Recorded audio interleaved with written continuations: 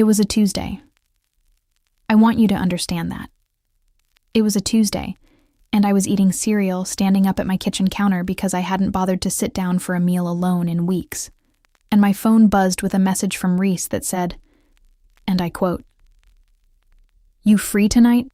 I made too much soup." That's it. That was the message. And I put my spoon down. Not because the message was strange. Not because there was anything suspicious or loaded or electric about it, but because when I read it, something happened in my chest that I didn't have a name for yet. Something that felt like recognition. Like my body understood something my brain hadn't caught up to. I stood there in my kitchen, cereal getting soggy, spoon on the counter, and I read the message again. I made too much soup. And I thought, I would drive 40 minutes in the rain for that soup. I would cancel anything. I would leave mid-sentence. And then I thought, that's a weird amount of enthusiasm for soup. I told myself I was just lonely, that I'd been cooped up too long, that Reese was my closest friend, that of course I wanted to see her. It made complete sense. It was just soup. It was a Tuesday. Everything was perfectly, completely, unremarkably fine. I texted back, "Be there in 20" before I'd even finished the thought. I didn't eat the cereal. I didn't think about why. I should have. I really should have. If you want to hear uncensored, too hot for YouTube stories, check out my Patreon in the description. Reese and I had been friends for 3 years by then. Real friends. The kind where you stop asking if it's okay to come over and just come over. The kind where she knows I take my coffee embarrassingly sweet, and I know she always burns the first batch of whatever she's cooking and doesn't tell anyone. We met at work, a mid-sized marketing firm in the kind of Chicago neighborhood that's technically gentrified, but still has a great taco truck on the corner. She was brought in to run creative on a campaign I'd been struggling with for weeks, and she walked into the conference room with paint on her left forearm. Not on her clothes, not on her hands, just one streak of burnt orange on her forearm, and fixed my problem in 11 minutes. I remember thinking, I want to know how her brain works. I didn't read anything into that. Why would I? For 3 years we were just us. Thursday happy hours that turned into walking home together in the cold. Weekends where one of us would text at noon, and by 2 o'clock we'd somehow both be in the same bookstore, not even looking at the same section, just near each other. She's the one I called when my mom got sick, the one I texted when I got the promotion, the one I showed up for when her last relationship ended badly, and she spent 2 weeks pretending she was fine, and then one night called me crying from her bathroom floor. I drove to her apartment at midnight. I didn't think twice. Looking back now, I probably should have asked myself why I didn't think twice. But that's the thing about being in the middle of something. You don't see the shape of it. You just see the moments. She has this laugh that I've spent a lot of time thinking about since then. It's not the laugh she does in groups. That one's bright and easy and performative in the way all of us are a little performative in groups. Her real laugh is quieter. It happens in her throat first before it reaches her face. And when she laughs that laugh, she almost always looks directly at me. Like she's checking to see if I got the joke too. Like it matters whether I got it. I always got it. But I wasn't reading anything into that either. We had a rhythm, Reese and I. An orbit. And orbits feel stable, until you realize the thing at the center has shifted and nobody told you. Her name was Reese, by the way. Reese Calloway. And even now, just writing her name, something in my chest does that thing again. That recognition thing. I should tell you about what I was like back then, before her. Before I understood what before her would end up meaning. I was fine. That's the most honest word I have. Fine is a state of being I'd spent years perfecting. A life that looked right from every angle. Good job, good apartment, friends who loved me. A calendar full of enough plans that I didn't have to sit too long with my own silence. I'd dated. A few relationships that mattered. a few that didn't, and one, Mara, that I thought was going to be the one, and then quietly, slowly, painlessly, wasn't. Mara and I made sense on paper. We made sense in the way that two people can make complete logical sense and still feel, somehow, like you're reading a book in a language you almost speak. I cared about her. I still do. But when it ended, mutually, gently, over coffee, I remember thinking, I'm sad, but I'm not broken, and I didn't ask myself what that meant. I just assumed it meant the relationship hadn't been the one. I didn't ask myself what the one was supposed to feel like. I didn't ask myself a lot of things, back then. Reese was different to me from the beginning, and I chalked that up to friendship, to chemistry, to the simple luck of finding someone whose mind works like a frequency you've always been tuned to.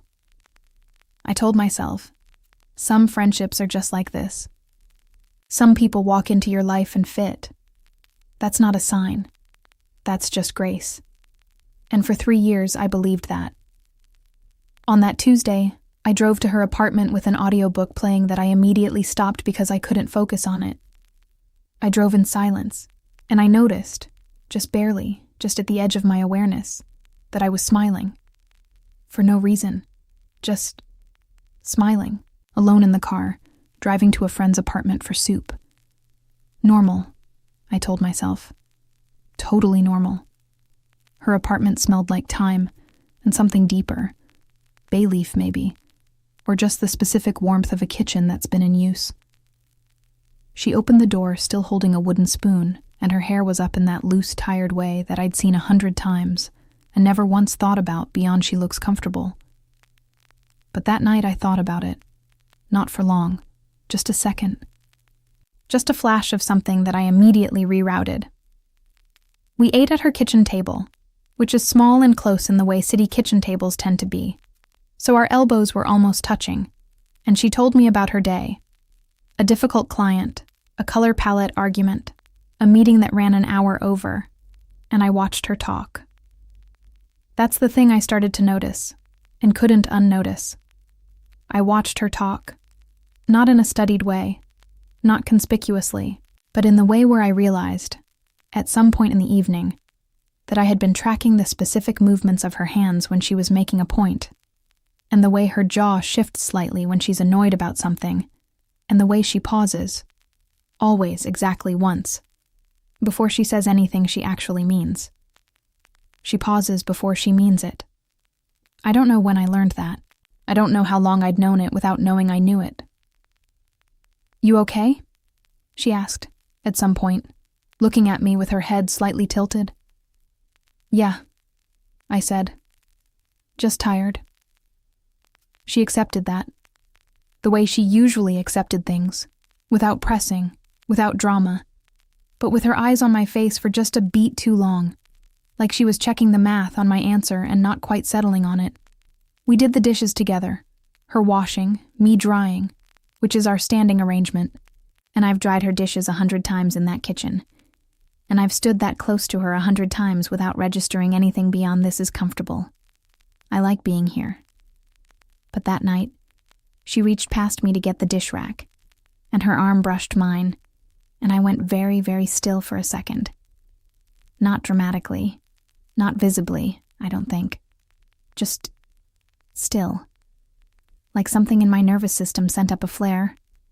I moved first, put the pan down, said something about the counter being wet, completely normal words in a completely normal order.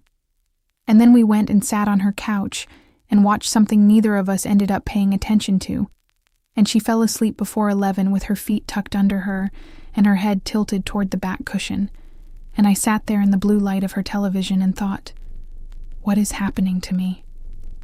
I didn't answer myself. I drove home and told myself I was tired, overstimulated, projecting something. Whatever it was that single women projected when their lives were going a little too quietly. I was not having feelings about Reese. Reese was my best friend. Reese was the person I called when I was scared, and the person I sat on the floor with at 2 a.m., and the person who knew every embarrassing corner of my personality and liked me anyway. You didn't have feelings about someone like that. That would complicate everything. That would be terrifying. I'm not having feelings about Reese. I said it out loud, actually, in my car, in my parking garage, before I went upstairs. The problem was how hard I had to say it. The problem was that I had to say it at all. That was October. And then October became November. And November has a particular cruelty to it in Chicago. Gray and raw, and the kind of cold that doesn't kill you but just makes everything feel slightly harder. And I kept seeing Reese. Of course I kept seeing Reese. Because that was what we did. That was the shape of my life.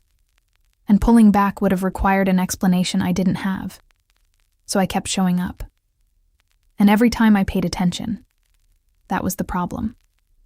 Once I started paying attention, I couldn't stop. The way she remembered things I'd said weeks ago and brought them back up naturally. Not to show she'd been listening, just because she had been. The way she was hard on her work and easy on herself about everything else, which is a specific combination that I find quietly remarkable in people. The way she got protective of people she loved in this very calm, very unshowy way. Not aggressive, just present, steady. The kind of person who stands between you and something hard without ever making you feel small about needing it. I'd always known these things. But now I was feeling them. There's a difference. I know that now. Knowing someone is not the same as being moved by them. And I had moved from knowing Reese to being moved by her. Quietly, invisibly, the way a river shifts course underground before anyone sees it on the surface.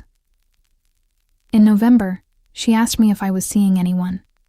We were at a bar, waiting for 2 other friends of ours who were running late, and it was the kind of easy, catching-up question that people ask, that I'd asked and answered a dozen times before.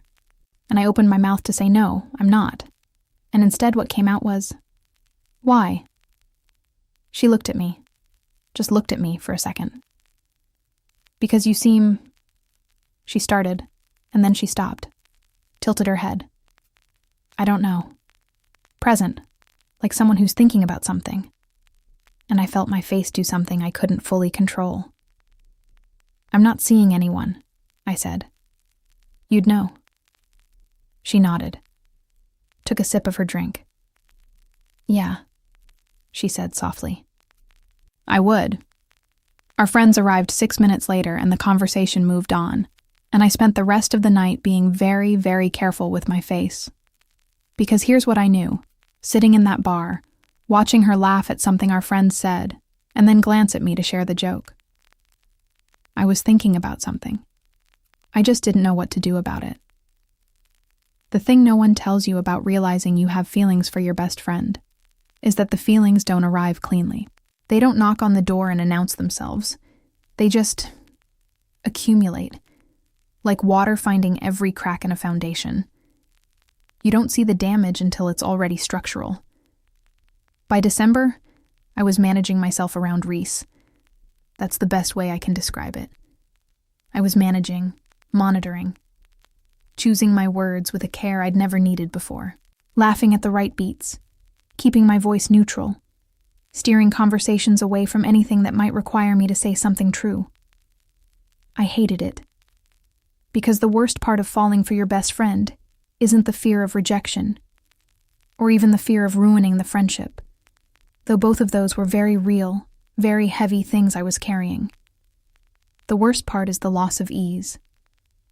The thing that had always made Reese feel like home was that I didn't have to try with her. I could be mid-thought or half asleep or wrong about something, and she would just absorb it, without judgment. That ease was the thing I loved most about us. And now I was trying all the time. Exhaustingly. Invisibly trying. There was a night in December, a week before Christmas, when a group of us went to a holiday party at a colleague's apartment. Big, loud, strung with lights. That particular Chicago party where everyone knows at least 3 people in the room and pretends to know the other 7. Reese and I arrived together, which we often did, and about 40 minutes in, She found me by the drinks table and said, under the noise, "Do you want to leave?" I looked at her. "Already?" "We can say we have another thing." She was already getting her coat from the pile. "I don't want to be here anymore." "You?" I didn't want to be there at all. I'd been watching her across the room for 40 minutes and it was taking up too much of me. "Yeah," I said. "Let's go."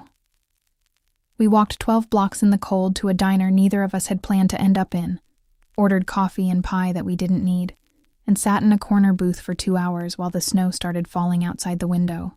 And she talked to me about her family, about her mom, specifically, who she has this complicated love for, the kind where the love isn't in question but the history is.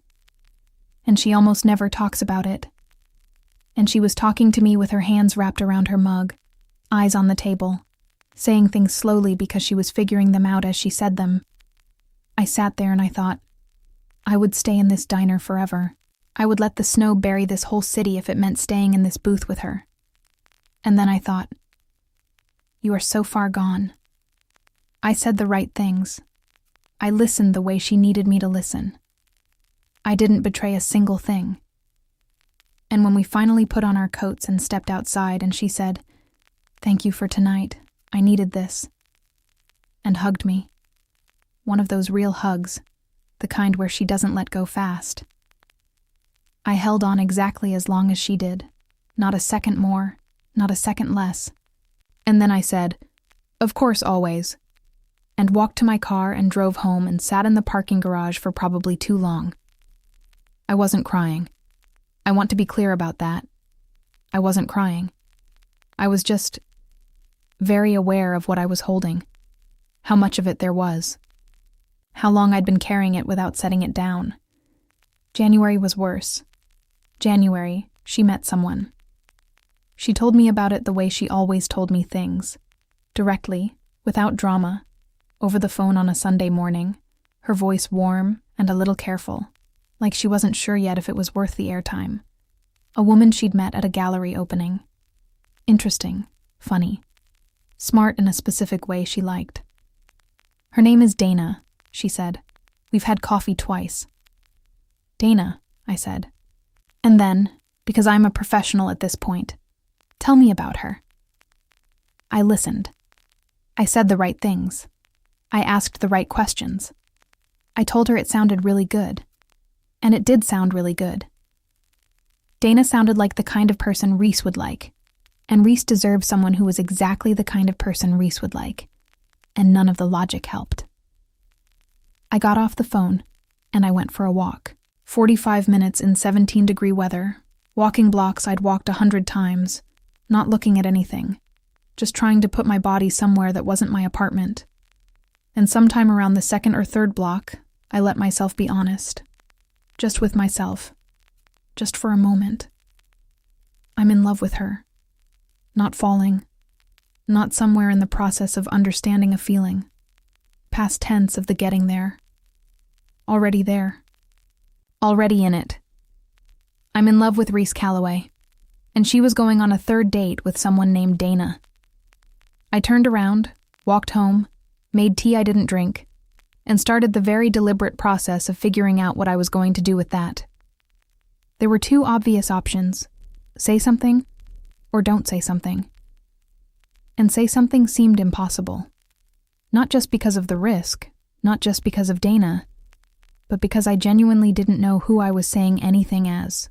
I'd spent my whole adult life assuming I understood my own pattern, and now here I was, 31 years old, discovering that the person I had been circling for 3 years without registering what I was doing had upended something I thought was settled. I wasn't afraid of what it meant. I want to be clear about that too. I wasn't afraid of the word for it, or the shape of it, or what it would mean for how I understood myself. I'd spent enough time being honest with myself about plenty of other things that this, once I looked at it clearly, just felt true. Not alarming, not foreign. What scared me was losing her. What scared me was telling the truth and watching the thing we'd built together get complicated in a way it couldn't recover from. Watching her have to manage around me the way I'd been managing around her. watching Thursday evenings and Sunday phone calls and 2-hour diner booths become things full of new, unwanted weight. That scared me more than anything. So I decided on a third option that wasn't quite either of the first two. I would wait. I would figure myself out, and I would wait. And I would not say anything until I had more certainty than just this shattering clarity that had arrived when it was least convenient. In February, Dana didn't work out.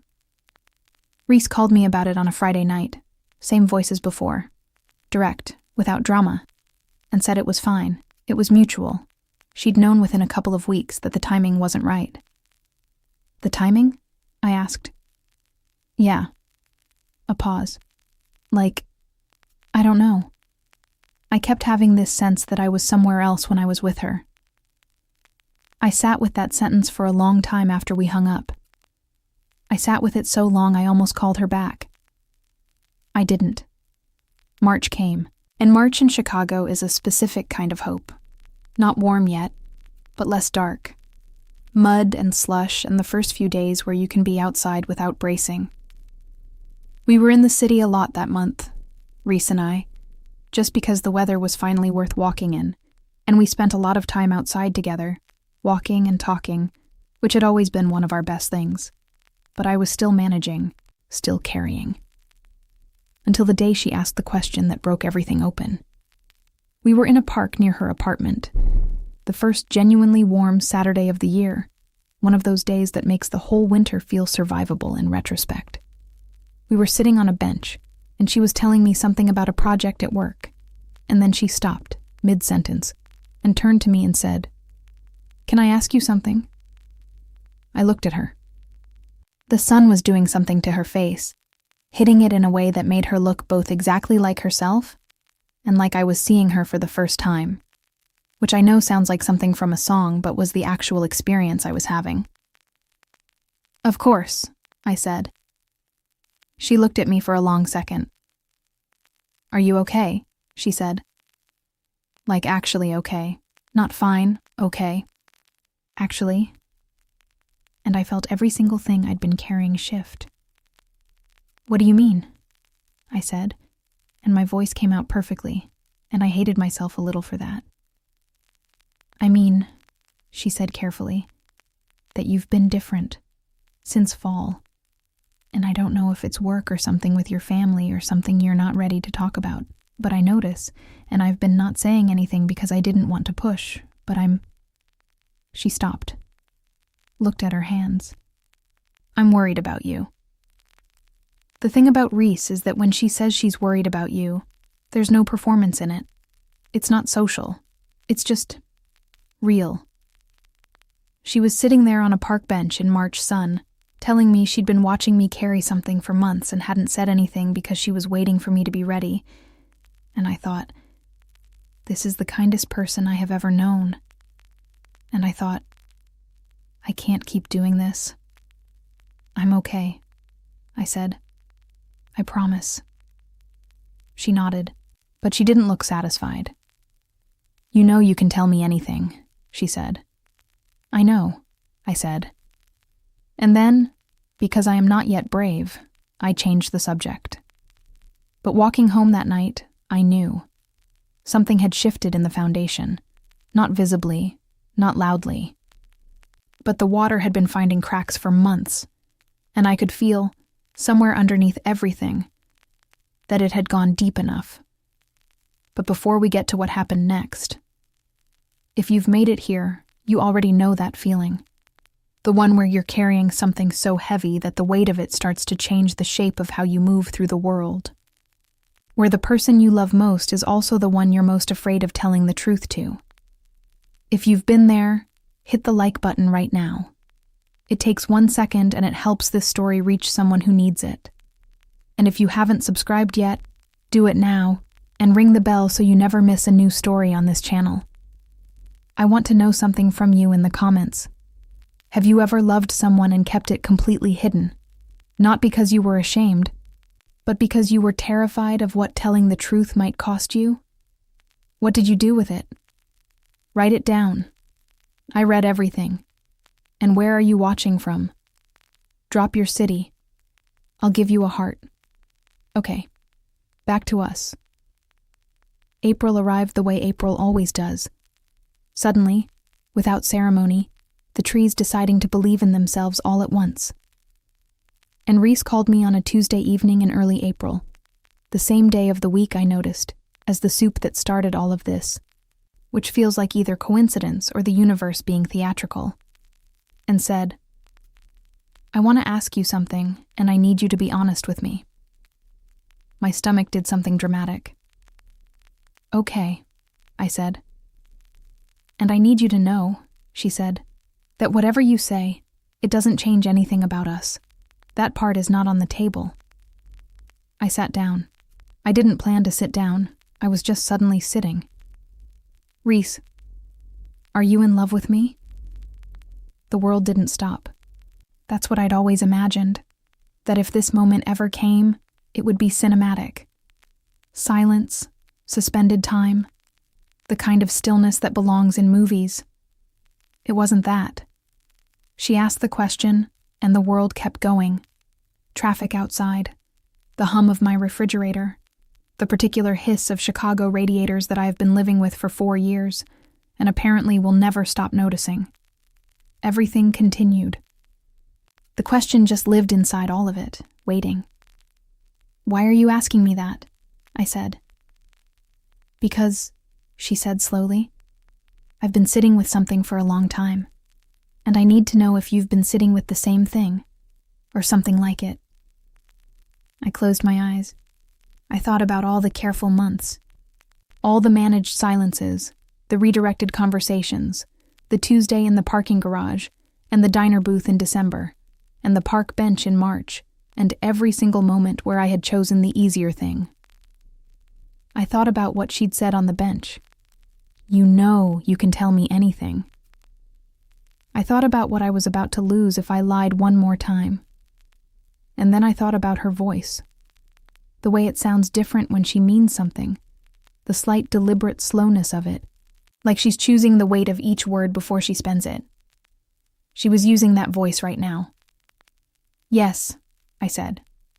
The word came out quietly, without drama. Like something I'd been holding in both hands for a long time that I finally set down. Silence. Not the movie silence, just a pause. 3 seconds, maybe 4. "Okay," she said, and she breathed out, slow and long. "Okay? I'm sorry," I said, because apparently that's where I went first, which tells you something about how I'd been thinking about this. "Don't," she said, immediately, firmly. "Don't apologize for that. I didn't want it to... I know." A beat. "I know you didn't." I waited. I didn't have any more words on hand. I'd spent them. "I need to tell you something," she said. "And I need you to actually hear it, and not just file it away to overthink later." "That's very specifically how I operate," I said, because even now, even in this, she knows me. "I know," she said, and I could hear her smile. She told me that she had been noticing, since the fall, that something between us had changed. Not in me, in her. A new awareness. A sharpening. The way you suddenly see something clearly that you'd been looking at sideways for too long. She said she'd tried to put it somewhere manageable. That was why Dana had happened. She'd tried, she said, to point herself in another direction. But every time I was with Dana, I kept... She stopped. I kept comparing. Which isn't fair to Dana. And it isn't fair to me. "What were you comparing?" I asked, very carefully. "Her to you," she said. And just like that, everything I'd been carrying redistributed itself.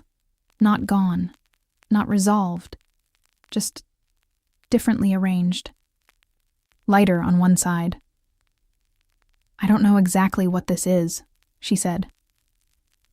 "I need you to know that I'm not handing you a bow-wrapped answer, because I don't have one. But I know something is here. And I know I'm done pretending I don't know that." "So what do we do with it?" I asked. A pause. "I think," she said slowly. "We stop pretending. And we figure out the rest from there." I stayed on the phone with her for 2 more hours. Not solving anything. Not drawing any conclusions. Just talking. The way we'd always talked. Except now with all the hidden architecture of the last 8 months visible between us. Acknowledged. Taking up the space it had always been taking up without permission. At some point around midnight, she said, "Were you going to tell me? If I hadn't asked?" And I thought about that honestly. "I don't know," I said. "I think part of me was waiting until I understood it better." "And do you understand it better now?" I thought about the Tuesday with the soup, the dish rack, the diner in the snow, the park bench, the word yes that I'd set down without drama. "I understand it," I said. "I just couldn't figure out what it cost." "What does it cost?" she asked. I looked around my apartment, the same 4 walls I'd been inside with all of this for months, the radiator still hissing. The city still out there. "I don't know yet," I said honestly, "but I think I have to find out." "Yeah," she said. "Yeah," I said back. She didn't say goodnight for another 40 minutes. Neither did I. Here's what it cost. I want to be honest about this because this is the part that most stories skip over. They get you to the moment of truth, and then they cut to something warm and resolved, and you never really see the bill. We didn't cut to something warm and resolved. We walked through it. When I told my sister, she was quiet for a long time, and then she said very carefully, "I just want to make sure you've really thought about this," which is her language for, "I'm not sure how I feel about this yet, but I love you, and I'm going to need a minute." She came around, but it took time, and there were a few weeks in May where I had to let her have her minute without being able to make it shorter, which is its own particular kind of hard. My mother asked questions I didn't always have answers to. She loves me in the uncomplicated way that mothers do, but she also had a picture of my life, and I was rearranging the picture, and some people need time to learn how to see the new arrangement. She's getting there. We're getting there. Together. There were people at work who found out, the way things find out in offices, through the soft social infrastructure of proximity and shared social circles. And most of them were fine, and a couple of them weren't. And that hurt in the specific way that public exposure hurts. Not catastrophically, but constantly, like a low-grade ache that becomes background noise eventually. There was a friendship. Ours. The one that had been exactly what it was for 3 years. That had to be renegotiated completely. Not lost. Not broken. But taken apart and put back together by hand, piece by piece, with both of us present and both of us patient. And it was sometimes awkward and sometimes tender, and sometimes both in the same afternoon. None of it was clean. But here's what I want to tell you, because I think it matters more than the cost. On a Saturday in May, we went back to that park. The one with the bench where she'd asked me if I was actually okay. And we sat in the same spot, which felt like something she'd planned, which felt like her. And the trees that had been bare in March were fully out now, and she was sitting close enough that our arms were touching, and she said, "How are you, actually?" And I laughed. And she laughed. And I said, "I'm good, actually." And she leaned her head, just briefly, against my shoulder. One gesture. Quiet. Small. The kind of thing that would mean nothing to anyone walking by. It meant everything to me. I'd spent months managing, monitoring, hiding. I'd spent months making myself smaller, so the truth I was carrying didn't take up too much room. And now here I was, in the same park, same bench, same person beside me, and nothing was hidden, and nothing needed to be managed. And the cost of everything, the awkward conversations and the careful sister, and the rearranged mother and the work hallways, was completely, entirely worth this one uncomplicated moment. I was sitting next to the person I loved, And I wasn't pretending. I wasn't pretending. Do you understand how much energy I had been spending on pretending? Energy that was now just mine. Back in my body. Back in my life. She lifted her head after a while and looked at me and said, "You know what I've been thinking about?" "What?" "That Tuesday you came over for soup." I went still. "You remember that?" "I remember everything," she said simply. And then, "I think I knew then." "You knew what?" She looked at me. She didn't answer out loud. She didn't have to. I've been choosing courage ever since. Not perfectly, not without cost. But every morning I wake up in a life that is actually mine. Not constructed, not performed, not managed for someone else's comfort. Just mine. And the difference between a life that is yours and a life that is constructed to look like yours is a difference I would not trade away for any amount of ease. There are still hard days. There are still phone calls with my mother where we navigate carefully. There are still moments where I feel the low hum of the world's opinion and have to decide consciously not to let it in. But here's what I also have. I have Thursday evenings and Sunday mornings and soup on Tuesdays, and a laugh I know better than my own, and a person who asks if I'm actually okay and waits for the actual answer, and a bench in a park in May where she put her head on my shoulder and the whole city kept going around us, and I was so completely, so specifically, so irreversibly myself that I didn't need the city to stop. I just needed to stop running. That's the choice I made. And I would make it again, every single time, in every version of this story. Every single time. I finally had what I'd spent months trying not to want. It wasn't perfect. It wasn't painless. But it was real. And it was mine. And sometimes the greatest act of courage is simply deciding that the truth of who you are is worth more than the comfort of staying quiet about it. If this story found something real in you, write the word courage in the comments. That's how I know you made it all the way here with me. And if you're ready for another story that lives in the honest, complicated, quietly extraordinary space of the heart, the next one is already waiting for you on screen right now. A big hug from me. See you in the next one. If you want to hear uncensored, too hot for YouTube stories, check out my Patreon in the description.